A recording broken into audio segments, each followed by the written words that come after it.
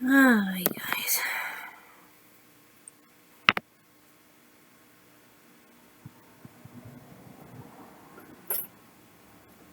No, I wasn't being mean to say I know that in a mean way.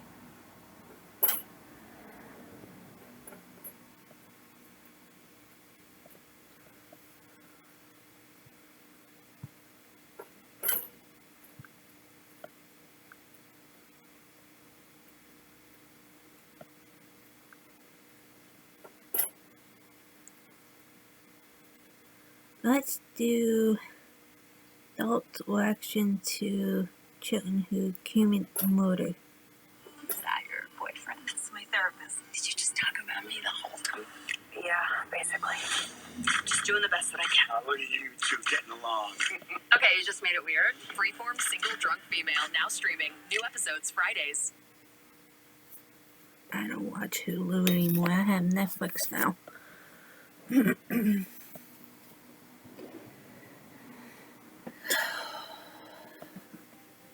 Today you're going to react to some very unlikely murderers. Murders? True crime. The fight. Josh Phillips was born in Jacksonville, Florida on March 17, 1984. He was born into a troubled household. His father was a drug addict, an alcoholic, and also possessed a violent temper. It starts at home. In 1998, when a young 80-year-old Maddie Clifton was reported missing, Oh, she's the one in the underneath the bed, the mattress. Phillips' mother Melissa was cleaning her son's bedroom one evening when she noticed his waterbed seemed to be leaking.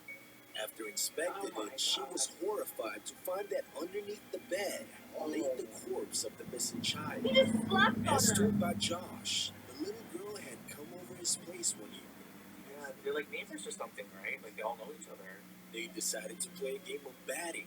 However, when Josh struck the ball, it ended up hitting the small girl on the head, knocking her on the floor, causing her to bleed and cry uncontrollably.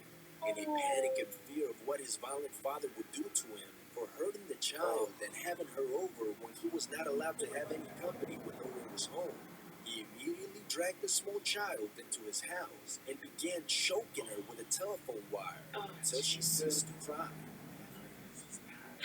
Poor little girl. Phillips was charged with first-degree murder. He was then convicted and sentenced to life in prison without the possibility of parole. Yeah. Oh, wow. Holy crap. That was really sad. That just ruins lives. Ruins so many lives. What was interesting about this case is that you understood how everything just got out of control. I think he could have been scared of his dad, especially like the young children who actually don't know what they're gonna do. But like, I mean, I still wouldn't have done that. In later trials, it actually came out that he may have fabricated that entire story about his dad. Well, in that case, that deserves a vote. Is it fair to send a kid to prison for the rest of their lives for something that they did at 10, 12, 13 years old? I don't think so. I don't know. That's really hard to say. If that were me, like, just saying it, like, personally, I wouldn't want it to be out. Because I honestly wouldn't. You look at their eyes and you can tell that there's like no soul. There's no life whatsoever.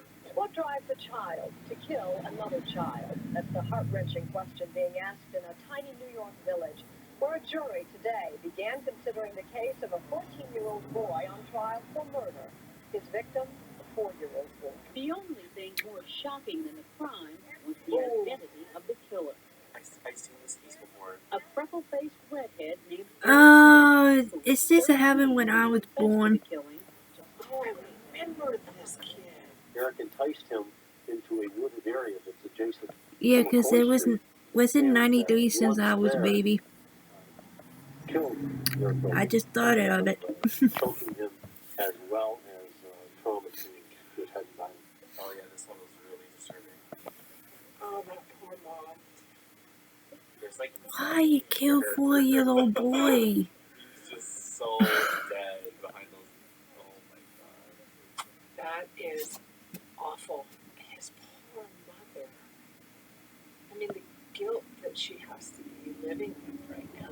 That kid was so messed up, he did it younger, but it would have probably happened in his adult life. People are probably going to ask, well, you know, it's the parents' fault. You know, like, what part did they have to play in this? You think of kids as the innocent ones, right? And so for that to happen so brutally, it just begs to question, was there something off in him mentally at birth? And then what then does his home life look like? When you look at a child, right, you kind of just sense automatically. So it's kind of really, really crazy that they're able to like do all this stuff, and you're just like, what was going on through that kid's head? Like, what did he experience for him to have a type of drive to even physically even hurt someone, let alone kill them? In 1994, Smith was convicted of second-degree murder and sentenced to the maximum term available for juvenile murderers. He is still in prison. I had to and has be been like denied 2, parole 10 times since 3, 2002, most recently in 3 years old January. around there. Do you think he should ever be granted parole?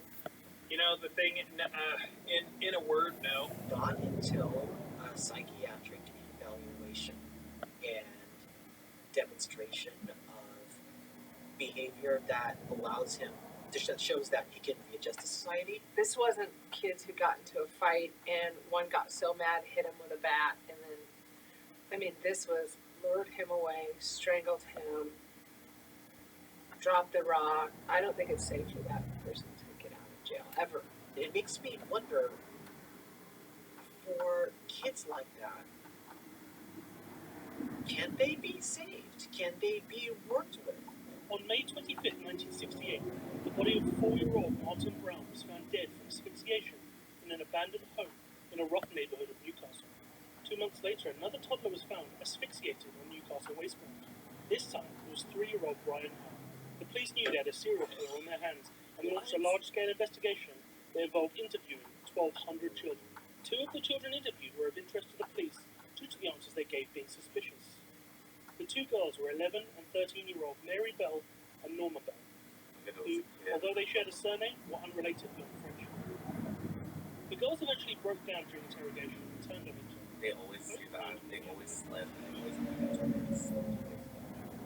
On August 5th, 1968, both girls were put under arrest. Mary's response to this was, "That's all right, then." Wow. She said that's alright. Guilty. Whereas Mary was found guilty of killing the boys. However, due to her young age, it was impossible for her to be tried for murder in Britain, and was thus sentenced to life for manslaughter. She spent Manslaughter. 8 years in a Young Offenders Institute, followed by 4 years in a local prison, before being released with a new identity in 1980. Mary Bell became the first person in British history to be awarded a lifetime anonymity award. What? This meant that she was provided with a new name and a life away from the public eye. That was too kind. Whoa, that's crazy. Mary Bell was born in 1957 to mentally unstable 17-year-old prostitute Betty Bell. Betty took an instant disliking to her daughter and began abusing the child from a very early age. Oh. There were at least several attempts on Mary's life at her mother's hands. The most vindictive murder attempt came when Betty Bell pushed her daughter from a window. Mary suffered severe head trauma during the fall and sustained brain damage to her prefrontal cortex, the area of the brain used in voluntary movements and decision-making. Starts at home. All starts at home. Oh, I kind of do feel sad about that one. What do you think of the fact that she was granted anonymity? That's pretty nuts. That's almost rewarding bad behavior, and I'm just like, what were you guys thinking? Yeah, I don't really know why they deserve that. And it could be because she was a kid when that happened.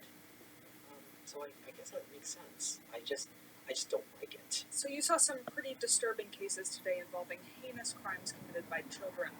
What do you think it is that leads kids to commit such crimes? Is it more nature? Is it more nurture? Oh my god, that's hard to say. I think it has to be the perfect blend of both. Between the two, I'm thinking more nurture. There are like really aggressive children. Like I had a family friend who like bit someone like when they were in preschool. But then the parents nurture them to not bite people. I mean, I think there's got to be obviously a mental disorder, because there's people who come out of abusive households that don't commit murder. So I think that it's probably medical and environmental. You know, there are bad seeds. They're just whatever, they're just wired. I mean, if you're really just if you're able to sit there and like actually contemplate that thought of taking someone's life, I mean, you're already not wired correctly. But I mean, there has to be, you know, from the very beginning, something to do with how you were raised. In many of these cases, they said, like, you know, the father was abusive or was on drugs, the mother did horrible things, and usually that is enough of an explanation to go, oh, okay, we get it, this person is a bad seed. But you also have bad seeds that come from perfectly good, well-meaning parents, and those are harder to explain.